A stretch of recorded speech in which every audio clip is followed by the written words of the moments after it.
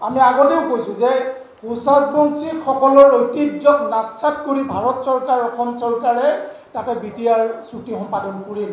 আমি এইকাৰণে আজি তীব্ৰ বিৰোধিতা এইকাৰণে কৈছোঁ যে ঘটনাৰ মুহূৰ্তৰ পৰা আমি আজি তাৰিখলৈকে বিৰোধিতা কৰি আহিছোঁ এইকাৰণে যে আমাৰ গৃহভূমিতে আমাক নিষেধ কৰা হ'ল, আমাৰ অধিকাৰ শূন্য কৰি আজি BTR চুক্তিৰ আজি ইফালে গতি কৰা হ'ল। গতিকে আমি ভাৰত চৰকাৰ অসম চৰকাৰক আমি ধিক্কাৰ দিছোঁ এইকাৰণে যে আজি আমি সেই পন্থাই ল'ব লাগিব নেকি।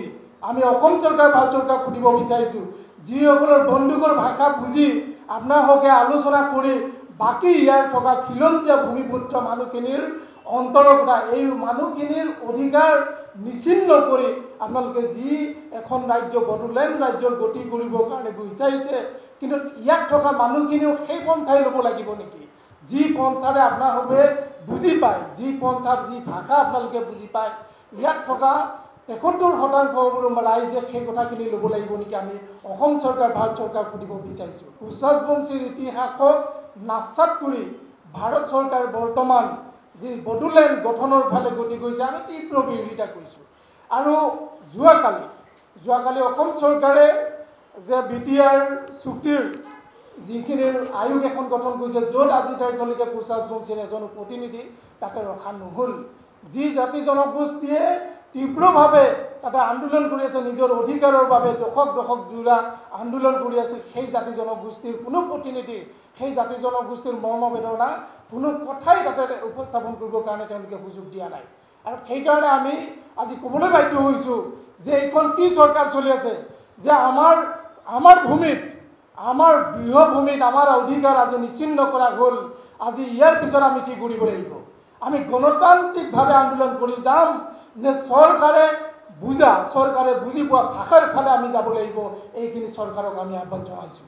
আমি চৰকাৰক অনতিপলমে, যদি চৰকাৰৰ সদিচ্ছা আছে, সকলো জাতি জনগোষ্ঠীৰ প্ৰতি চৰকাৰৰ যদি দায়বদ্ধতা আছে, তেতিয়াহ'লে অনতিপলমে যি BTR চুক্তিৰ যিখন আয়োগ যোৱাকালি গঠন কৰিছে, সেই আয়োগত কোচাছবংশী জনগোষ্ঠীৰ পৰা তেওঁলোকে প্ৰতিনিধিত্ব তাতে ৰাখক আৰু সকলো জাতি জনগোষ্ঠীৰ তাতে ৰাখক।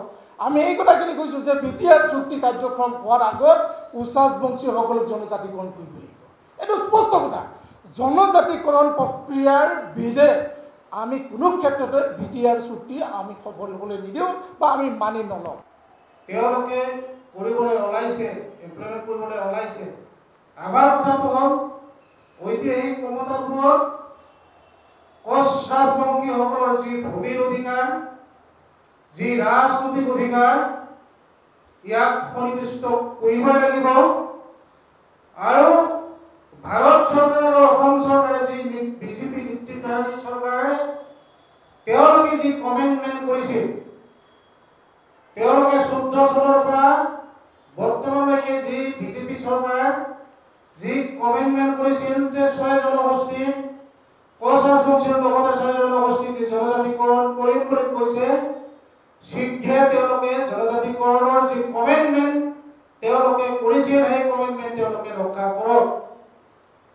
আমি BTR চুক্তিত জনগোষ্ঠীৰ উন্নয়নটো বিচাৰিছোঁ, উগ্ৰপন্থীৰ সমস্যা আমি বিচাৰিছোঁ, কিন্তু এইটো নহয় যে ৰাইফলৰ বন্দুকৰ জনজননীত কম্পমান হয় তাত থকা বিভিন্ন জনগোষ্ঠীসকলক ৰাজনৈতিক আনকি সামাজিকভাৱে যি সাংবিধানিক অধিকাৰ সম্পূৰ্ণ খৰ্ব কৰাৰ লগতে যিখিনি মৌলিক অধিকাৰখিনিকে যদি খৰ্ব কৰা হয়, তেনেহ'লে এই ক্ষেত্ৰত সমগ্ৰ ছাত্ৰ সন্থাই কেতিয়াও বহি নাথাকে।